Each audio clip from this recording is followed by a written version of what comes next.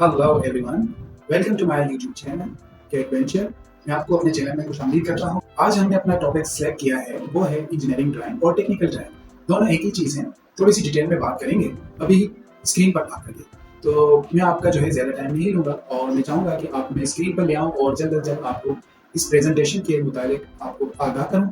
तो अभी तक अगर आपने हमारे चैनल को सब्सक्राइब नहीं किया तो हमारे चैनल को सब्सक्राइब कर लीजिए ताकि नई आने वाली वीडियोस आपको बर वक्त मिल सके। आज हम बात करने जा रहे हैं इंजीनियरिंग ड्राइंग्स की अफादियत के बारे में।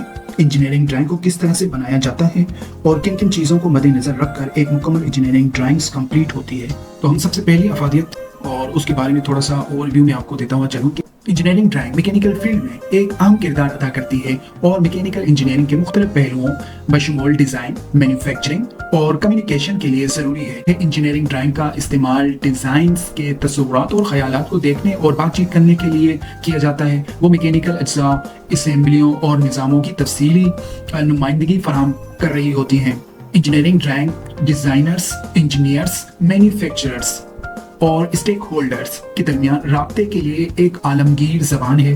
वो डिज़ाइन के इरादे के बारे में ज़रूरी मालूमात एक दूसरे को पहुंचाते हैं। इंजीनियर्स और डिज़ाइनर अक्सर प्रोटोटाइप और 3D मॉडल बनाने के लिए ड्राइंग का इस्तेमाल करते हैं, जिससे डिज़ाइन के जिस्मानी एहसास में मदद मिलती है। क्वालिटी कंट्रोल मुआयने के अमल के लिए ड्राइंग एक अहम किरदार अदा करती है। ये तो थे टेक्निकल ड्राइंग्स या इंजीनियरिंग ड्राइंग्स की ज़रूरत के हवाले से कुछ ज़रूरी पॉइंट जो मैंने आपसे शेयर किए हैं।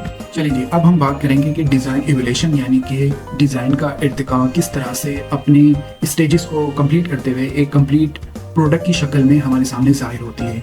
आपको पता होगा अलेक्जेंडर ग्राहम बेल ने 1876 के अंदर सबसे पहले जो ये कैंडल स्टिक टेलीफोन जो है 19वीं सेंचुरी के अंदर बनाया।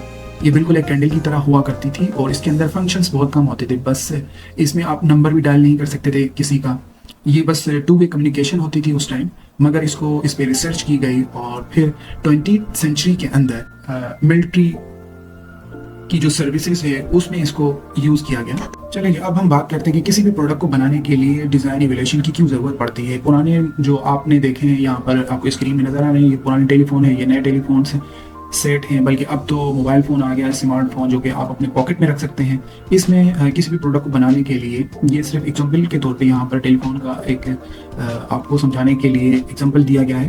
पर जो अक्सर जो नीड्स होती हैं वो कस्टमर की नीड्स क्या होती हैं किसी भी प्रोडक्ट के मुतालिक, फिर गवर्नमेंट भी उसको सपोर्ट करती है। हाँ जी, गवर्नमेंट को टैक्सेस मिलेंगे, न्यू मटेरियल आ रहे हैं भाई, रिसर्च हो रही है, बहुत सारे न्यू मटेरियल्स आते जा रहे हैं।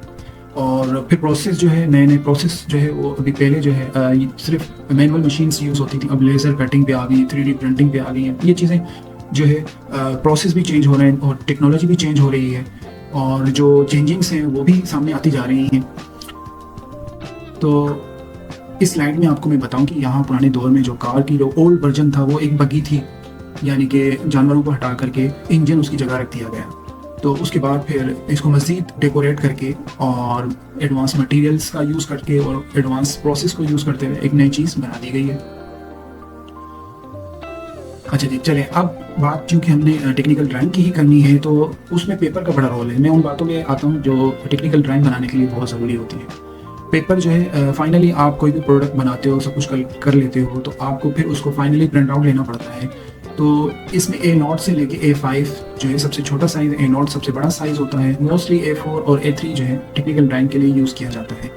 स्टूडेंट्स को सिखाने के लिए इस तरह का एक ड्राइंग बोर्ड होता है जिसके अंदर टी स्क्वायर और सेट स्क्वायर्स की जो है आपको ज़रूरत पड़ती है। यहाँ देखें आप मुख्तलिफ सर्किल स्टेंसिल्स हैं, एडेसिव टेप्स हैं और कुछ इंक्स हैं। ये सब चीज़ें मिल के एक आप स्टूडेंट्स को सिखाते हो और वो आगे जाके एक इंजीनियर बनता है और फिर वो अपनी सलाहियतों को मज़ीद निखारता है जा कर के। इसमें यूज़ होने वाली पहले दर्जे पे जो है पुराने दौर में पेन यूज़ हुआ करती थी। ठीक है, पेन्स के अंदर भी मुख्तलिफ टाइप्स की आपको ये टेक्निकल ड्राइंग पेन है, यहाँ पे रोलर पेन है, प्लास्टिक टिप पेन है, ये सारी जो है चीज़ें हैं वो यूज़ हुआ करती थी। चलें जी जल्दी से और भी ले लेते हैं ग्राफिक मटेरियल्स में। और पेंसिल में भी जो है कुछ टाइप्स होती हैं। ट्रेडिशनल पेन जो है वो एक सिंपल पेन, फिर उसको कलच पेंसिल में, ये कलच पेंसिल जो है वो 0.5 की होती है, तो इससे डिस्टेंसेस जो है बड़े एक्यूरेट आप कैलकुलेट कर सकते हो। फिर मैकेनिकल पेंसिल भी यूज़ होती हैं। उसके बाद अब बारी आ गई है कि मज़ीद एक्यूरेसी बढ़ानी है और बेहतरीन एक प्रोडक्ट जो है बनाने के लिए आपकी एक्यूरेसी जो है बहुत ज़रूरी होती है। तो अब सॉफ्टवेयर्स आ गए हैं। सॉफ्टवेयर में सबसे जो यहाँ पर यूज़ होने वाला है केटिया है, मैकेनिकल सॉफ्टवेयर। इसी तरह से सिविल में ऑटोकैड का बहुत रोल है, और इसके अलावा प्रो ई, क्रियो और सॉलिड वर्क, ये सॉफ्टवेयर हैं बहुत ही यूज़ होने वाले सॉफ्टवेयर्स हैं। तो कंप्यूटर का जो है आजकल यूज़ हो रहा है। अब बात करते हैं कि भाई टेक्निकल ड्राइंग के अंदर जो है आइसोमेट्रिक जो व्यू होता है उसका बड़ा रोल होता है। कोई प्रोडक्ट है, उसका अगर एक व्यू आप बना के किसी को दिखाएं तो उस बात एक व्यू में ही समझ में आ जाती है। अच्छा, इसको बनाने के लिए फिर आपको एक हॉरिजॉन्टल लाइन पर 30 डिग्री का यूज़ करना पड़ता है, और इस तरह से फिर आइसोमेट्रिक व्यू आपको मिल जाता है। देखें आप यहाँ पर एक और एग्जांपल दिया गया है, इसको देख करके भी आप समझ जाएंगे। एक व्यू में तमाम प्रेजेंटेशन हो जाती है। अच्छा जी, अब अगर ये व्यू आप ले जाएं मैन्युफैक्चरर्स के पास, तो मैन्युफैक्चरर पूछेगा भाई इसकी लेंथ कितनी है, विड्थ कितनी है, हाइट कितनी है। तो अब यहाँ पर आपको ऑर्थोग्राफिक प्रोजेक्शन व्यूज लेने पड़ेंगे, जो कि इसके चार एंगल है। 4 एंगल है इसमें, first angle, second angle, third angle, fourth angle है। इन फोर्थ एंगल को यूज़ करके ऑर्थोग्राफिक प्रोजेक्शन व्यूज़ बनाए जाते हैं, और उसके अंदर तमाम डिटेल को कंपाइल कर दिया जाता है। बात करेंगे फर्स्ट एंगल की। फर्स्ट एंगल में थोड़ा सा मैं यहाँ पर आपको समझाऊँ। फर्स्ट एंगल और थर्ड एंगल में मोस्टली जो इंजीनियर्स काम करते हैं, ये 2 प्लेन हैं, जो कि एक वर्टिकल प्लेन है, एक हॉरिजॉन्टल प्लेन है। ऑब्जेक्ट को रखा जाता है यहाँ पर, जैसे यहाँ पर रखा गया है। उसके बाद फिर इसको अगर टॉप से देखें तो इसकी टॉप एलिवेशन इस तरह से बनेगी, टॉप प्रोजेक्शन इसकी यहाँ पर इस नीचे बनेगी, और फ्रंट की जो है बिल्कुल सामने वाले वर्टिकल प्लेन पे बनेगी। इसको अगर रोटेट कर दिया जाए तो इसका साइड व्यू भी वर्टिकल प्लेन पे बन जाएगा। चलिए अब इसको अनफोल्ड करके देखते हैं कि ये प्रोडक्ट किस तरह से बनेगी। फर्स्ट एंगल के अंदर जो है राइट हैंड पे आपका साइड व्यू बनता है, और टॉप व्यू नीचे आ जाता है, फ्रंट व्यू आपका वर्टिकल प्लेन पे होता है। ठीक है, ये है first angle orthographic projection layout. ठीक है, किसी भी चीज़ का, और इसमें तमाम डिटेल आपको मिल जाएगी। इसकी लेंथ कितनी है, इसकी विड्थ कितनी है, इसकी हाइट कितनी है, यही चीज़ें रिक्वायर्ड होती है किसी भी मैन्युफैक्चरर को, और मज़ीद डिटेल भी यहाँ पर मिल जाएगी।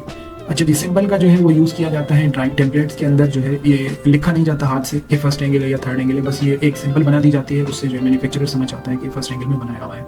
जिस तरह से यहाँ पर एक प्रोडक्ट है, अगर आप उसको फर्स्ट एंगल में बनाना चाहेंगे तो फर्स्ट एंगल प्रोजेक्शन का जो रूल है उसको इस पर अप्लाई होगा। किस तरह से अप्लाई होगा, स्टूडेंट इस तरह से जो है स्टेप बाय स्टेप आप देखें और इसको समझें।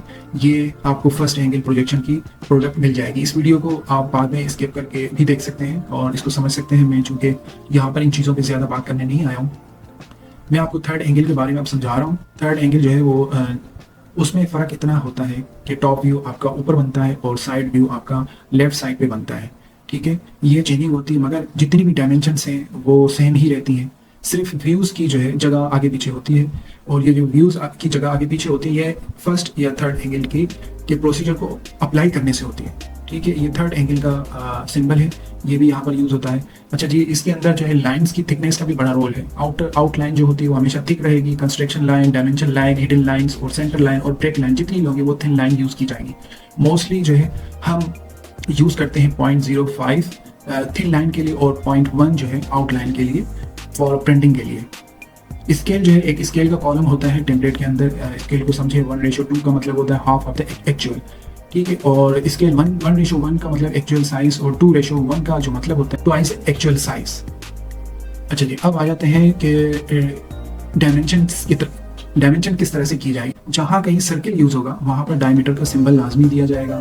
ठीक है, और जहाँ सर्किल होंगे तो वहाँ एक्सिस भी लाजमी बनाए जाएंगे, ताकि एक्सिस जो है आपको एक 0 पॉइंट आपको बता सके, और वही वहाँ से जो है आपको डायमेंशन आगे लेफ्ट राइट जो भी आपको डायमेंशन लेनी है वो आप ले सकते हैं। उसके बाद सेक्शन व्यूज़ का भी बड़ा रोल होता है इसके अंदर। टेक्निकल ड्राइंग के अंदर जब भी कोई चीज़ जो है वो हिडन होती है, सामने नज़र नहीं आती, तो हम प्लेन को यूज़ करते हुए इस तरह से सेक्शन व्यूज़ जो है वो यूज़ करते हैं। यहाँ पर वर्टिकल कटिंग प्लेन यहाँ पे हमने शो किया हुआ है, और यहाँ पर हॉरिजॉन्टल प्लेन। इसमें आखिरी जो है एक्सप्लोडेड व्यू है। एक्सप्लोडेड व्यू हमेशा यूज़ किया जाता है कि असेंबली किस तरह से मुकम्मल हो रही है और उसके कौन से पार्ट किस में जाके लग रहे हैं। एक्सप्लोडेड व्यू हमें इसमें काम आता है। तो अब मैं आपको यहाँ पे प्रैक्टिकली दिखाऊंगा कि किस तरह से जो है वो पार्ट, ये पार्ट है और इसकी हमने अभी ड्राइंग बनाई है, और मैं आपको दिखाता हूँ। यहाँ पर इसकी जो ड्राइंग होगी और उसके अंदर जो टाइटल ब्लॉक होगा उसके अंदर जो इंफॉर्मेशन होती है उसमें से देखें ये ऑर्गेनाइजेशन है, जो भी कंपनी होगी कंपनी का नाम होगा। टाइटल में जो है जो पार्ट होगा उसका नाम होगा, और इसके अलावा ड्राइंग नंबर होता है यहाँ पर, ये भी इसका जो है एक पार्ट है। इसके अलावा स्केल जो है 1:5 यूज़ किया गया है। मटेरियल का कॉलम होता है, इसको भी फिलअप करना पड़ता है, वेट बताना पड़ता है, कि इस पार्ट का कितना जो है वेट बनेगा। ठीक है, यहाँ पर ड्रॉन बाय चेक बाय और अप्रूव ऑन मैन्युफैक्चरर और क्वालिटी, उन सब के यहाँ पर नाम आएंगे। इसके अलावा उनके सिग्नेचर होंगे, यहाँ पर डेट आएगी जब ये पार्ट बना था, और यहाँ पर आप देखेंगे फिनिश का एक कॉलम होता है जिसमें कुछ भी लिखा जा सकता है एज पर रिक्वायरमेंट होती है। जैसे अभी यहाँ पर पॉलिश फिनिश लिखा गया है। और इसके अलावा मैं आपको बताऊं कि यहाँ पर रिविजन्स, जब भी ड्राइंग अपडेट होगी तो उसमें जो रिवीजन डाला जाएगा। यहाँ पर इस कॉर्नर पे आपको पेज साइज बताया जा रहा है और इसकी शीट बताई जा रही है कि ये एक ही शीट है। अगर ज़्यादा पार्ट होंगी या ज़्यादा असेंबली होगी तो उसकी ज़्यादा डिटेल यहाँ पर मिलेगी। अब मैं आपको बताऊं, जैसे यहाँ पर ये जो ना थर्ड एंगल के अंदर इस पार्ट को बनाया गया है, और इसका जो है आइसोमेट्रिक व्यू यहाँ पर है और ऑर्थोग्राफिक व्यू जो है यहाँ पर है। ये इसको फ्रंट कंसीडर कर लीजिए, ये साइड व्यू है इसका, और ये इसका टॉप व्यू है, और ये जो है वो सेक्शन व्यू है जिसकी डिटेल्स यहाँ पर दी गई है। डायमेंशन की बात की जाए तो यहाँ पर डायमेंशन एंगल को जो है वो इस तरह से डिग्री वाइज शो किया जाता है, और विड्थ, और ये देखिए आप इसकी टोटल लेंथ कितनी है ये बताया गया है यहाँ पर, और इसकी विड्थ कितनी है। यहाँ टॉलरेंस अगर यूज़ करनी है तो टॉलरेंस भी जो है इस तरह से शो की जाती है, और इसके बाकी फीचर्स की जो डायमेंशन दी गई है। अगर कहीं रेडियस यूज़ हुआ है तो रेडियस को इस तरह से आर लिख करके शो किया जाता है, और जहाँ सर्किल होंगे तो वहाँ डाया का सिंबल लाजमी लगेगा। सॉफ्टवेयर ने सारी चीज़ें आपके लिए आसान कर दी हैं कि तमाम चीज़ें ऑटो यहाँ पर आ जाती हैं। और बाज़ अगर जहाँ पर जैसे 4 डाया 11.9 लिखा गया है कि यहाँ पर ये फोर जो है होल होंगे और थ्रो ऑल होंगे, इनकी जो है वो बताई गई है। और इनका जो डायमीटर है नीचे फिर ये थ्रो ऑल का सिंबल है। इसको जूम व्यू कहा जाता है, और इसको एक जूम करके दिखाया गया है, और इसकी डिटेल इस तरह से शो की जाती है, और इसका नीचे स्केल बताया गया है। यहाँ पर जो इसकी आप जो है ये ओवल है तो यहाँ पर इनका साइज वगैरह दिखाया गया है। तो ये थी इसके अंदर एक और चीज़ मैं बताऊं कि जैसे नोट किस तरह से लगाते हैं, नोट की भी ज़रूरत पड़ती है।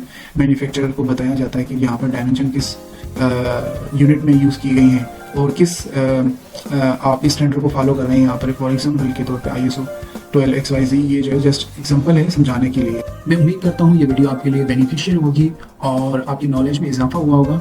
और अगर आपको ये वीडियो अच्छी लगी है तो लाजमी मुझे कमेंट करके बताइए, और आप मज़ीद क्या इसके अंदर बेहतरी चाहते हैं उसके बारे में भी मुझे बताइए, ताकि इस तरह की मैं आपको इन्फॉर्मेटिव वीडियोस आप तक पहुँचाता रहूँ।